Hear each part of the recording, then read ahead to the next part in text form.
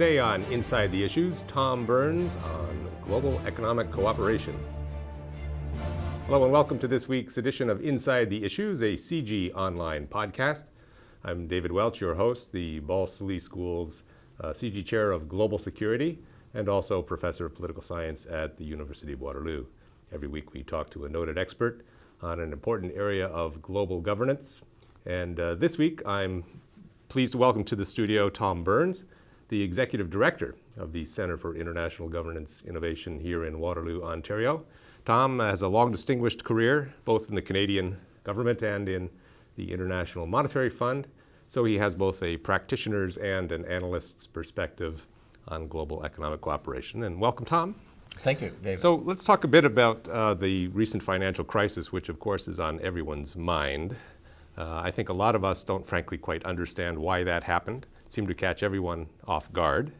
Not everyone, I should say. There are a small number of people who successfully predicted that we would be encountering heavy weather, but it's the second serious financial crisis in just over 10 years. Very, very important development.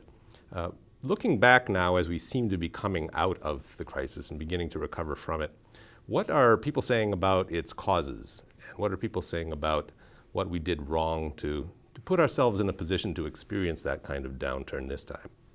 Well, I think there's a huge debate on that question. And frankly, I think for the next 30, 40 years, we're going to find many students writing many theses on why exactly it happened. I mean, it's clear that there was a breakdown in the U.S. financial system, which then spread globally, affecting not just the financial world, but then the real economy as credit dried up. But some analysts will point, for example, to Canada, to Australia, which in relative terms, their financial systems did not break down. And so it raises the question, was it really the regulatory regime itself, or was it the management of the regulatory regime? Was it a lapse in implementation? So you can have that debate, but what is clear, there are elements that allowed leverage of U.S. and U.K. financial institutions to grow far bigger than the system was able to withstand when it received a shock, as it did with a credit crunch in one particular area. And so that's, the response has been to patch the holes, and that's important, and some progress has been made. In terms of a more fundamental understanding of what happened, a lot of work in trying to understand that, develop policy responses to that is really just starting, and it is going to be, as I say, on the agenda of students, professors, think tanks, policymakers for some time to come. And is the common wisdom that this was an American problem that through contagion just so happened to sideswipe the global economy? Or was this a structural problem with the global economy that just happened to express itself early and particularly acutely in the United States? I think my view is that it was a global financial system problem that first broke out in the United States. There was a number of commentators, particularly a number of European commentators at the start of the crisis said, see, this is a U.S. problem. But very quickly, what became clear was there were some very deep-rooted problems in the Europe financial system that had nothing to do with what was going on in the United States. The overextension of the banks in Iceland, in Ireland, a weakness in some of the peripheral countries that when things were going smoothly did not appear to be as important as they really were. When problems arose in the United States and began to spread out, then these other problems became clear. So it was a global problem. It wasn't just a U.S. problem. And how does it compare to the East Asian financial crisis in the late 1990s? That was essentially a problem with too much capital moving too quickly in and out of vulnerable economies, as I understand it. It was. I mean, the East Asian crisis, it wasn't as big. It didn't involve the global economy to the extent that this crisis did. But some of the, the reasons differed as between countries. In Thailand, it was more of a fiscal problem. In Indonesia, it was problem on corporate balance sheets. One of the lessons that came out of the Asian crisis, but that wasn't obviously learned sufficiently, was that you can't just look at a government's fiscal accounts, but you need to look at the overall balance sheets of an economy. What's the overall borrowing? What are companies doing? And there were a number of studies done right after the financial crisis in Asia that said we need to understand better the links between the financial world, the corporate world, how they interact, so that we better understand what's happening. And the reality is we didn't do that. And so once again, coming out of this crisis, and if you look at what the G20 said and the IMF has said over the last year, which is we're going to do a much better job understanding links between the financial world, the real economy, and what that means, and spillovers going forward. But it still is work to be done, as opposed to we now understand it. Now, the public perception is that there were villains involved, and human nature likes to see villains where there are problems. And of course, we pointed the finger at Goldman Sachs and at Lehman's and sort of outrageous corporate compensation and so forth. How much of that criticism is fair, and how much of that is sort of mistaking a symptom for a cause? Some of the criticism is fair. I mean, clearly there were people like the Matovs and others who were engaging in criminal activity. Some of the other financial institutions, what they were doing, whether you agree with it or not, was legal. So they were not breaking the laws. Whether it was morally responsible is another question. You can debate it. But I think the more fundamental point is that at the end of the day, the financial system is there to be an intermediary. It's there to support the real economy, which is what produces goods, creates jobs, allows people to have a good life. And it became, a world unto itself, where financial products were sliced, diced legally in many ways, but in ways which, frankly, the people running these businesses didn't fully understand. The top management, their boards didn't understand. The regulators did not understand. And so that's part of what we're going through now, is trying to say, how do we have a financial system that better supports the real economy, that does not lead to this excessive leveraging and therefore excessive risks, and probably it provides compensation that is more in line with what takes place in the rest of the economy, and back where the financial sector was, if you look back 20 years ago, 30 years ago. Mm-hmm. Well, let's come back in a moment and talk about some of the fixes. You are watching or listening to Inside the Issues, a CIGI Online podcast. Look for us at cgonline.org, on Facebook, on Twitter, and on YouTube. Welcome back.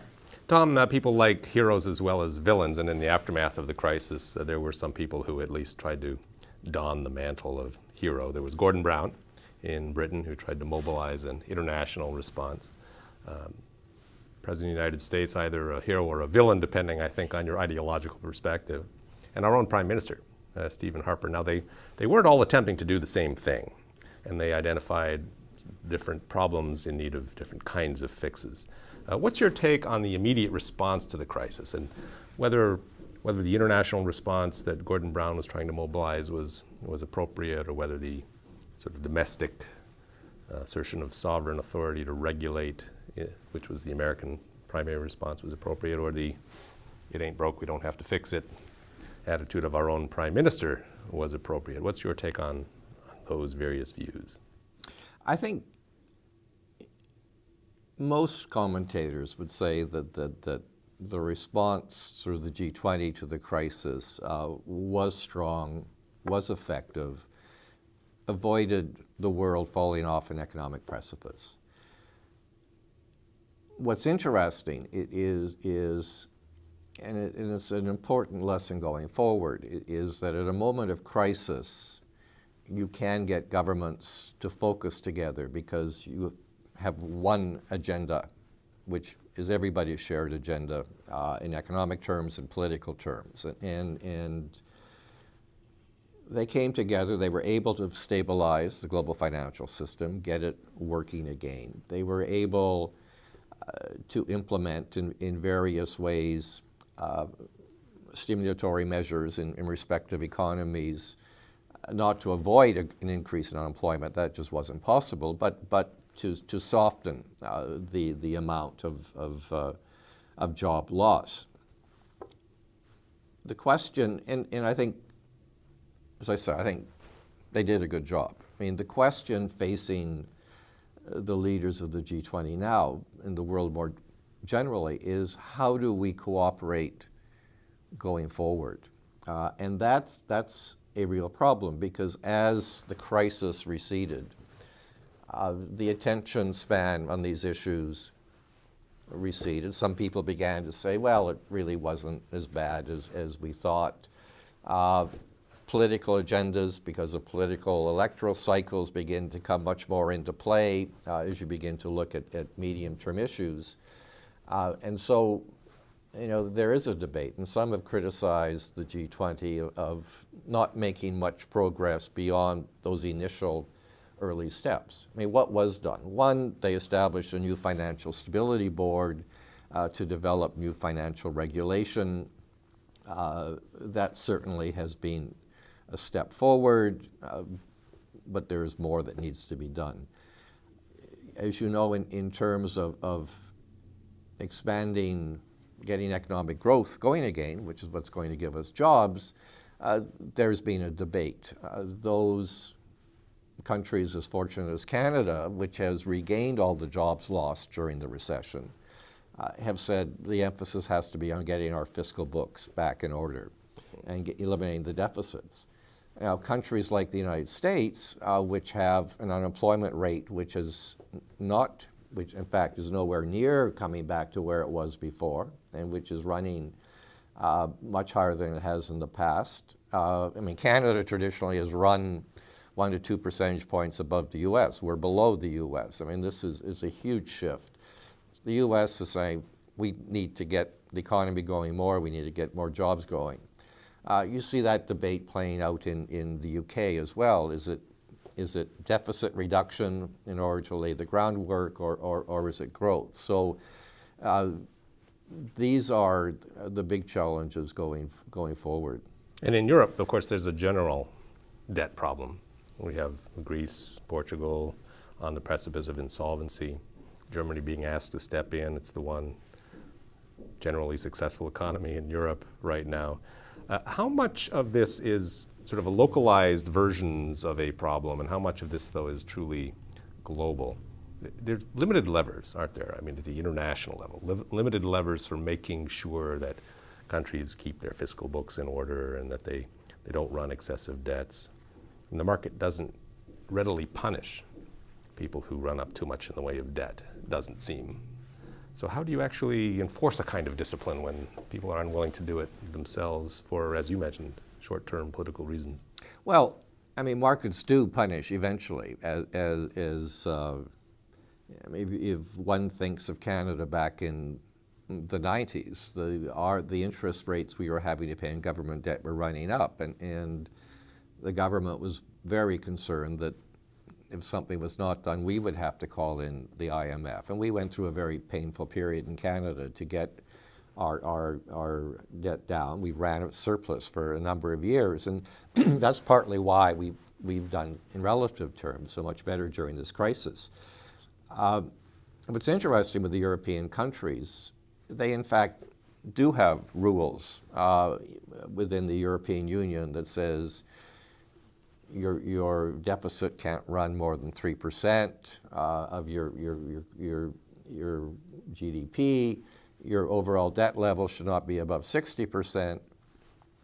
What we saw, however, is that those were breached. They were breached also by big countries such as France and Germany, who, when they were running up against those limits, said, well, no, we need to introduce some flexibility in them. Right. And so the question you raised, I mean, there are a few levers.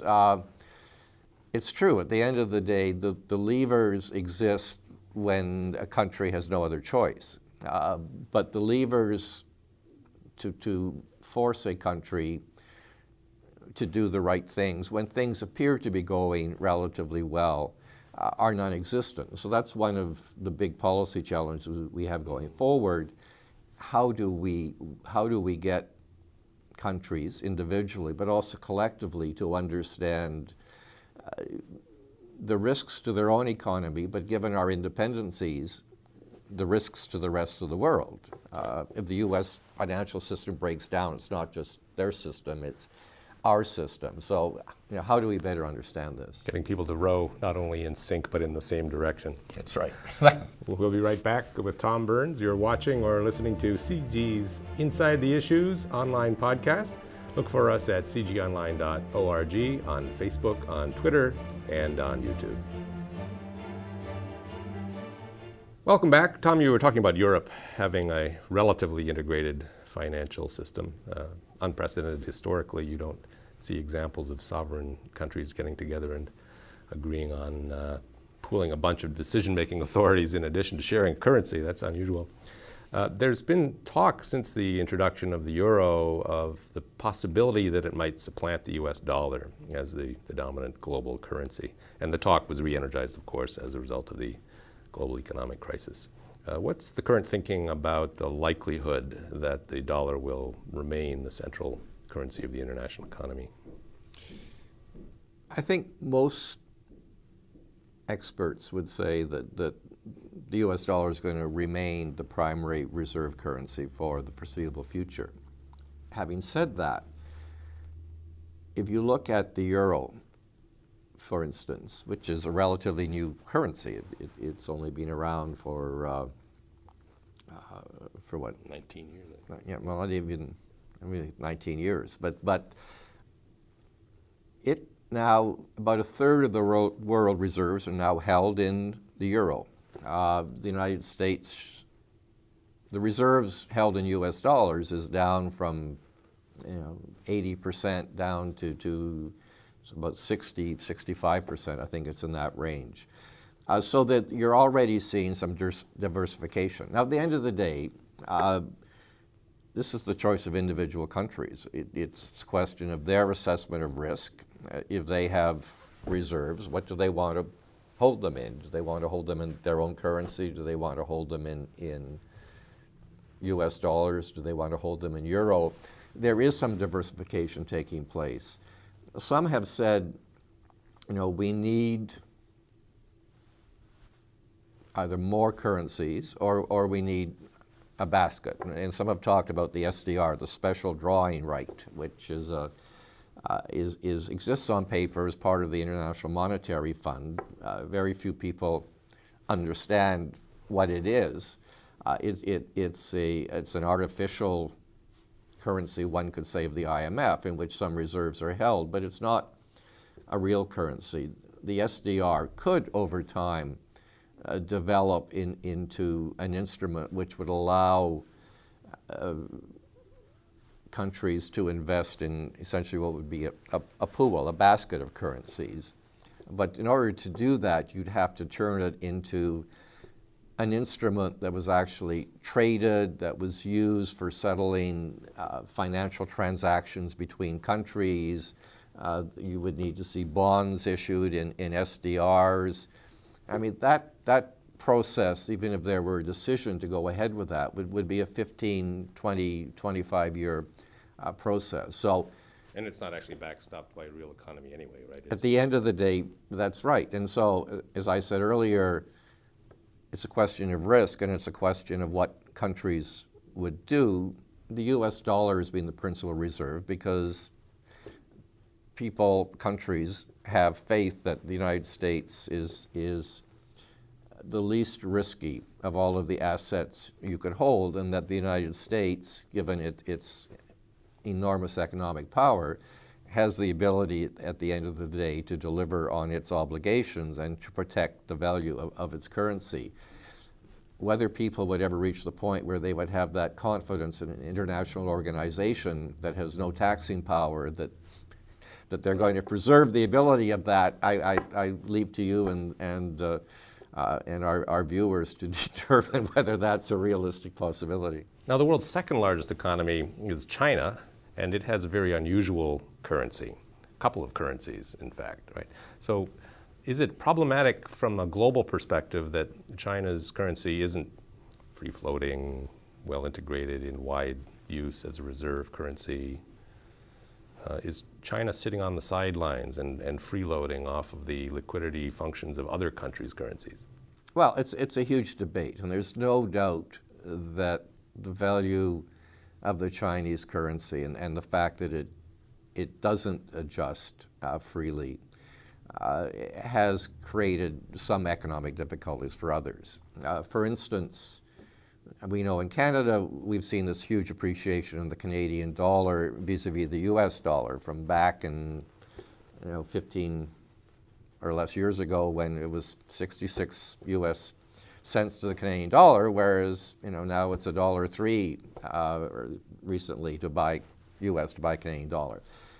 Part of that, a large part of that, is because of economic circumstances, but part of it is also because those countries whose currencies float freely, those adjustments adjust economic activity. Imports become more expensive or less expensive, and exports become more or less expensive, and therefore that affects the economic activity. In the case of China, it doesn't happen so easily, and so there's been a lot of attention, particularly in the United States, to the value of the Chinese RMB. It now gets very confusing in part because economists talk about the nominal exchange rate and the real exchange rate. If you look at the nominal, which is what we see in currency markets, there's been very little shift. If you look at the real exchange rate, which is a measurement that takes into account differential inflation rates, in fact, there has been a substantial appreciation in the Chinese RMB. So I would make 2 points. One, the under-evaluation of the RMB.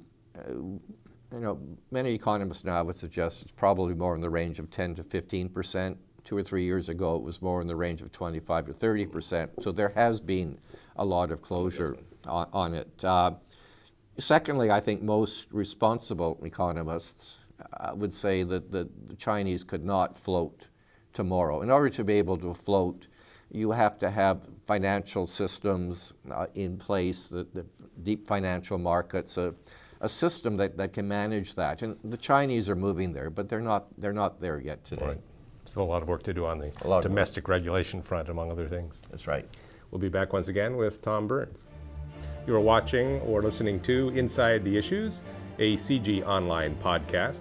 Look for us at cgonline.org, on Facebook, on Twitter, and on YouTube. Welcome back. Tom, let's talk a bit about CIGI. You're the executive director of CIGI, and of course CIGI's mission is to help find creative solutions to global governance problems. So what are some of the key international economic cooperation problems that CIGI has identified as research priorities, and what kinds of efforts is CIGI making to contribute to these global debates? CIGI, as hopefully our viewers know, is a think tank, and what we try and do is connect policymakers, academic thinking, and former practitioners who have been there, because it's a question of how we can get various areas of expertise focusing in practical terms on the same problem at the same time.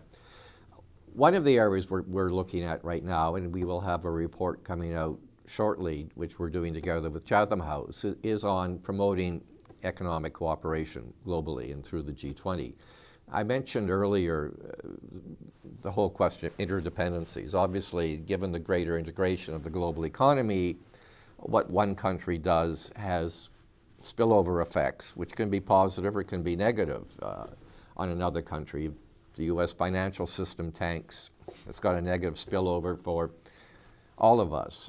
If a country liberalizes its trade regime, drops tariffs, that's got a positive spillover on us.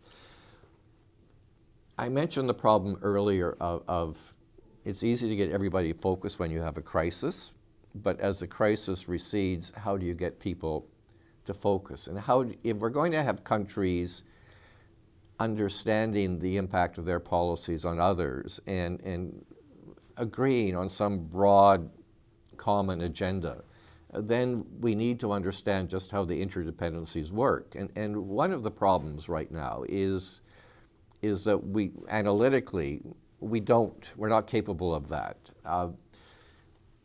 The G20, in looking at the global economy moving forward, relies on the work of the IMF. The IMF uses models that basically break the world down into the US, Europe, Asia, and some other categories. But it gives you 4 or 5 blocks.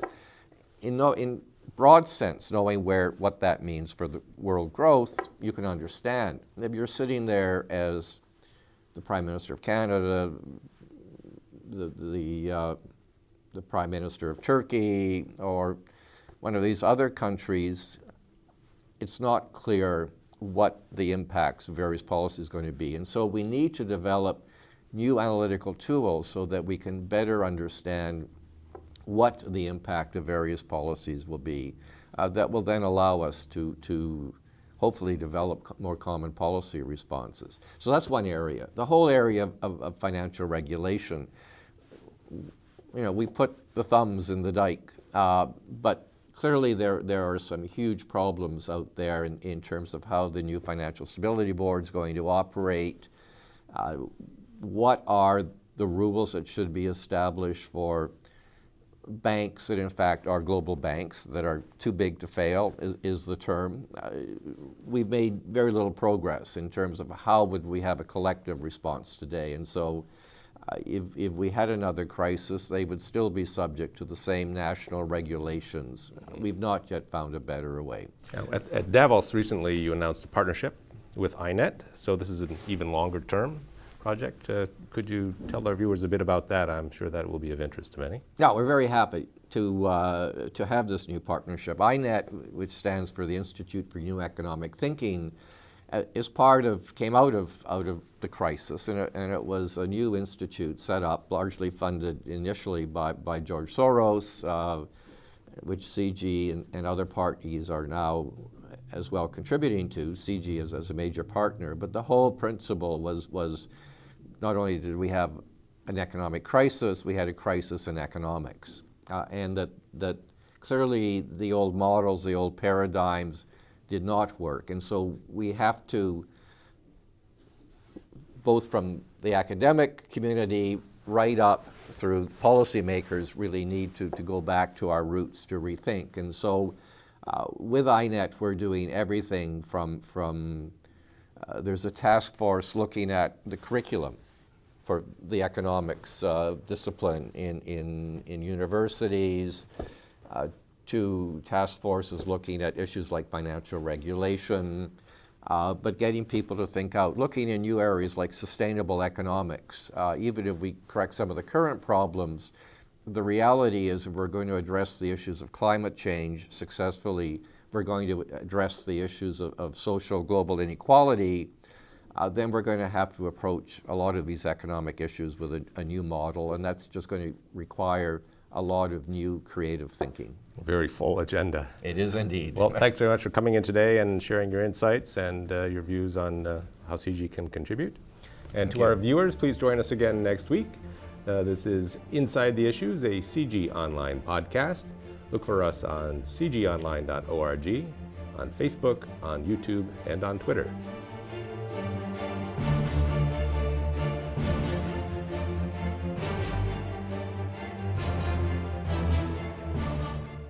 Theses on why exactly it happened.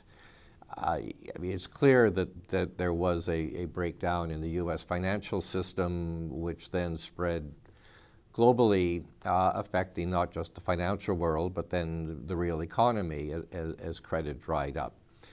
But some analysts will point, for example, to Canada, to Australia, which in relative terms, their financial systems did not break down. And so it raises the question, was it really the regulatory regime itself, or was it the management of the regulatory? Not everyone, I should say. There are a small number of people who successfully predicted that we would be encountering heavy weather, but it's the second serious financial crisis in just over 10 years. Very, very important development. Looking back now, as we seem to be coming out of the crisis and beginning to recover from it, what are people saying about its causes? And what are people saying about what we did wrong to put ourselves in a position to experience that kind of downturn this time? Well, I think there's a huge debate on that question. And frankly, I think for the next 30, 40 years, we're going to find many students writing many. Every week we talk to a noted expert on an important area of global governance. And this week I'm pleased to welcome to the studio Tom Bernes, the Executive Director of the Centre for International Governance Innovation here in Waterloo, Ontario. Tom has a long distinguished career, both in the Canadian government and in the International Monetary Fund. So he has both a practitioner's and an analyst's perspective on global economic cooperation. And welcome, Tom. Thank you, David. So let's talk a bit about the recent financial crisis, which of course is on everyone's mind. I think a lot of us don't frankly quite understand why that happened. It seemed to catch everyone off guard. Regime was a lapse in implementation. So you can have that debate, but what is clear, there are elements that allowed leverage of U.S. and U.K. financial institutions to grow far bigger than the system was able to withstand when it received a shock, as it did with a credit crunch in one particular area. And so that's, the response has been to patch the holes, and that's important, and some progress has been.